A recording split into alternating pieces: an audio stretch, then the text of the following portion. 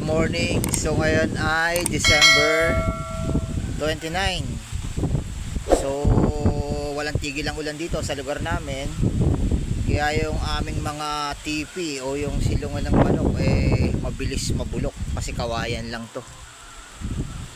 So ngayon pupunta kami ngayon sa property ng mga tatay ko tsaka mga kapatid niya, tito tita. Titingin kami ng kawayan para sa pamalit sa ating tipi. So ito yung ating tipi. So yan, kung makikita nyo, buo pa siya, buo pa. Pero mahuna na, ayan o, inaanay na. Pero matibay pa to, matibay pa, pero parang hindi natatagal. So ito pa yung ibang tipi na nakatayo sa gilid ng aming bahay. Kung makikita nyo, wasak kasi nabagsakan ng mga, ayan lang oh, palapa ng nyug. Kasi nasa ilalim lang siya ng puno ng nyug.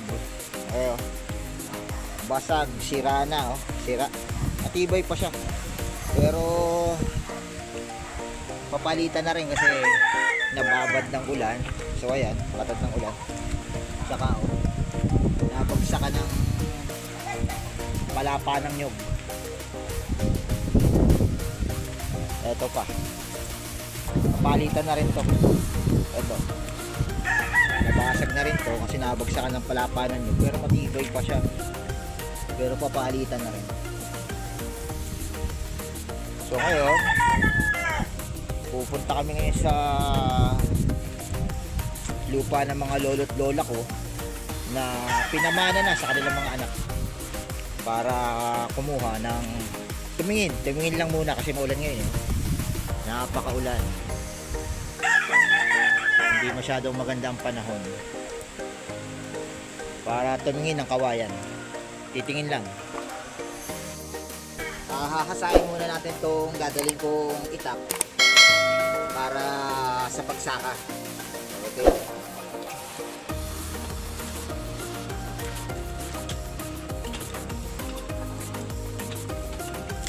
So ngayon hahasain natin yung ating itak para matalas naman pag pupunta tayo ng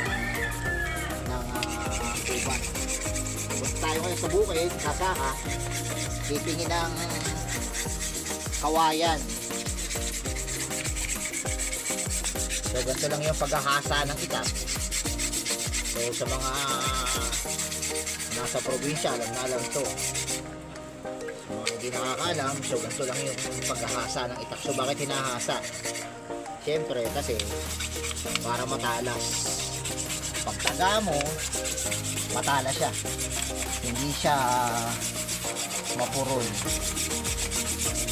Para paggamit mo, kung ano man tatagayin mo, putulagan.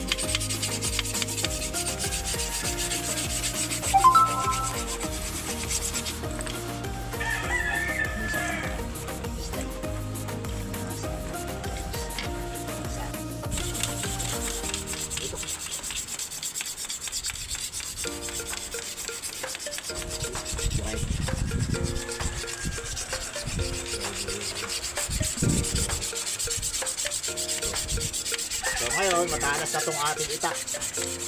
So pwede na to, konti na lang at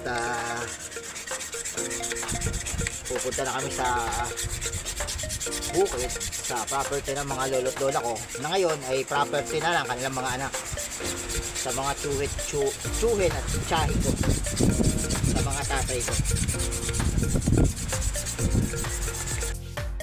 So pwede na to, talas na siya, pwede na ang gamitin. Kahit pa paano, tumalas na siya. So sasaka na tayo ngayon.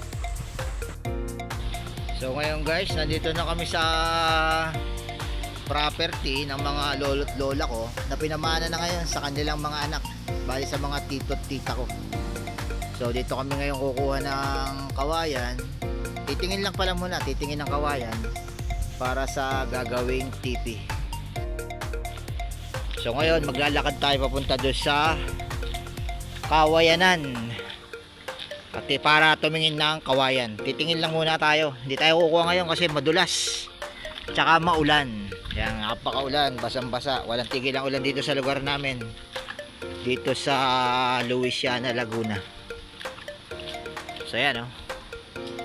Napakagubat pa rin dito, nature pa.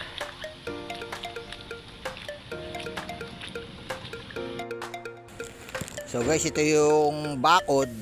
Bali sa tito ko to, sa tsuhin ko to, na daan. Ito yung sa property ng tito ko. Dadaan tayo ngayon dito para pumunta do sa Kawayanan. Do sa titingnan natin kawayan. So yan. Nakapasok na tayo sa property ng mga lolo't lola ko na ngayon ay pinamana na sa kanilang mga anak. So kung makikita nyo, yan, gubat pa rin to. Napaka nature pa. So ito yung kawayan. So maliliit pa siya. Ito yung mga payat na kawayan. Pupuntahan natin yung malalaki. So titingnan lang natin. Pag init, saka na tayo kukuha. So makita nyo, nature na nature pa rin dito.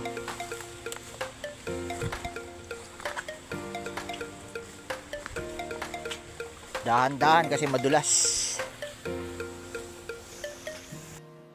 Kung makikita nyo, yan, oh. Itong halaman na to, wild to. Ayan, oh. Hindi ko alam kung anong halaman to, pero natubo to sa malalamig na lugar. So dito sa lugar namin, napakaganda pa ng biodiversity, kaya napakaganda pa ng ecosystem. Ito, oh. Hindi ko alam kung anong halaman to, pero nanunubo lang siya dito.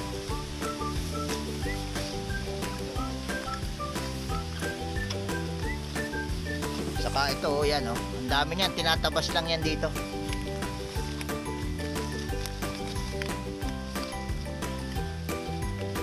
So ito yung kawayanan ng mga lolo ko at lola ko nung araw, na ngayon ay pinamana na sa kanilang mga anak. So ito yung kawayan, dito tayo kukuha pag init. Ito pa guys yung halaman, hindi ko alam kung ano to. Ayan.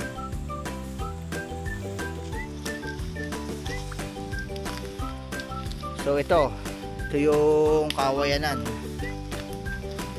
Napakagubat pa rin dito. So ito yung, siguro ito yung masasabi kong giant bamboo.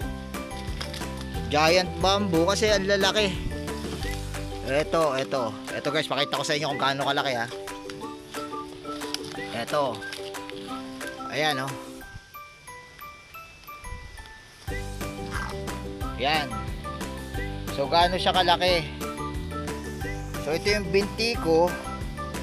Ayan, oh, halos kasi laki na ng binti ko. So ang laki niya. So makikita nyo yung kawayan, ang laki niya. Ito, hindi ko salo ng kamay.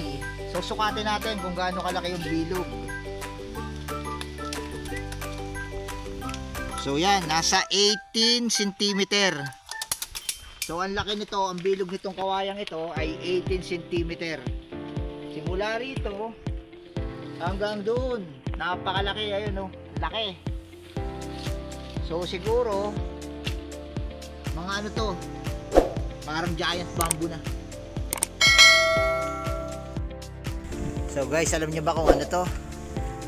Alam nyo ba kung ano to? Yan yung gumamela. Hindi ko alam kung wild gumamela to, pero yan yung gumamela. Ito guys. Ito yung close up nya. Gumamela. Ito pa. Yan, wild gumamela. Bali, plenex ko lang to kasi nung araw, nung bata pa ako, alam nyo ba na may nectar to sa loob? Itong wild gumamela. Kukuha lang kayo nito. Tapos sa loob niyan may nectar yan guys, may nectar. Pwede nyong sipsipin. Pwede nyong kainin to, yung nectar nya.